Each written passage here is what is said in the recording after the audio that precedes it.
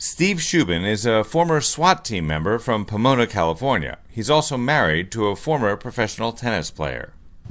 So tell me, what do we got up there on the horizon? The big building on the top is the back side of the main house. That's my office, master bedroom, and an indoor racquetball court. Below that, the roof is a nightclub.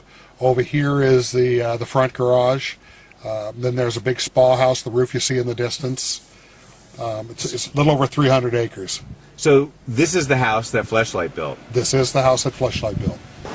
The man behind the wheel of this Bentley convertible is also the man who invented the Fleshlight.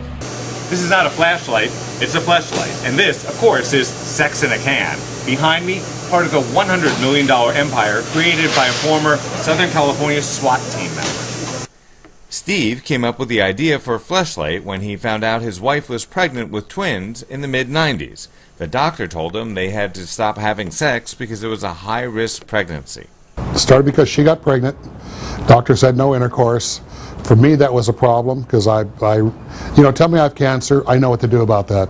Tell me I can't have sex, that's a problem. That's a big problem. And so that was the beginning of the product. In the car on the way home, Steve asked his wife Kathy if she would think he was a pervert if he came up with a device he could use to amuse himself during the rest of her pregnancy.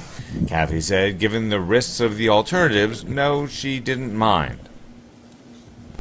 Since they were living in Southern California, Steve contacted Hollywood animatronics makers.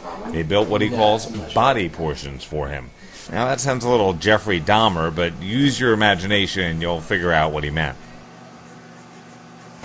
Anyway, after the body portions were made, Steve was in his pickup truck driving a friend to the airport. The friend said, "Hey, send me one of the usable parts of one of those things, but only the usable part." What happened is I had dropped off a friend who wanted me to send him a portion of one of those products. And I had told him, I said, heck, I'll give you the whole thing. He said, no, please don't. You can't send that. I've got children. On the drive home in his 1993 Dodge Ram pickup, Steve started thinking. While I was driving back, I thought, if I can't give a body away to a friend, how am I going to ever sell these things to people I don't know? And so it occurred to me is that guys want something that's portable and concealable, and if it was sitting on a shelf, nobody would know what it was. So that's when I came out. I thought, well, maybe a thermos. And then I thought, no, a thermos is kind of lame. Nobody carries a lunchbox anymore. Then I thought, okay, we all need a flashlight in our car. In the trunk, it's easy to hide these things, right? And so I thought that's what it'll do. It was perfect for the size that I needed to fit the hand, etc. And so I thought that's what I'll do. It'll be a flashlight. I'm going to call it Fleshlight. And that's where the whole idea came from during the drive back from the airport. Now, if we're at this point in the story and you still haven't figured out what a Fleshlight is and you haven't browsed a way to Google it, I'll make it a little clearer. It's a sex toy for men that gives them a hand when there's nothing good on TV. Yeah, we have our Fleshlight girls line as well as a Flesh Jack boys. We actually pull molds off the anatomy of the people.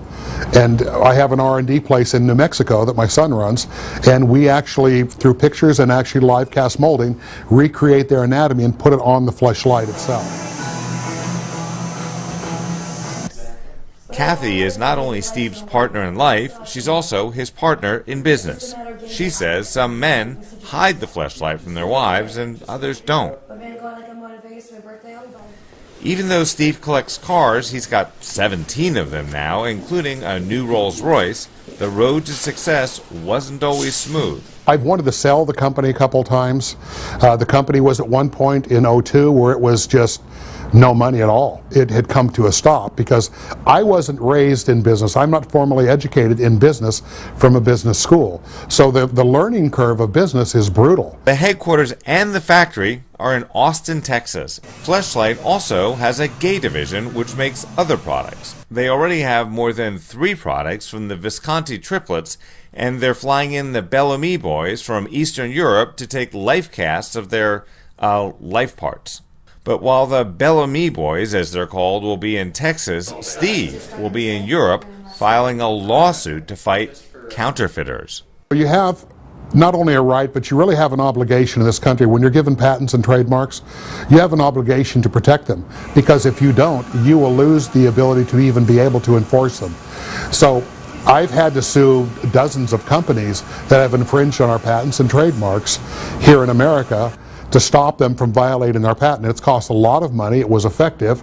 I won all those cases, but it's very financially and time consuming. Steve says the biggest counterfeit threat seems to be coming from China right now. Yeah, they do that now, and most of that's happening currently in China and being shipped into the European market. They stopped here because of the lawsuits that I brought against the American companies that were receiving those knockoff products.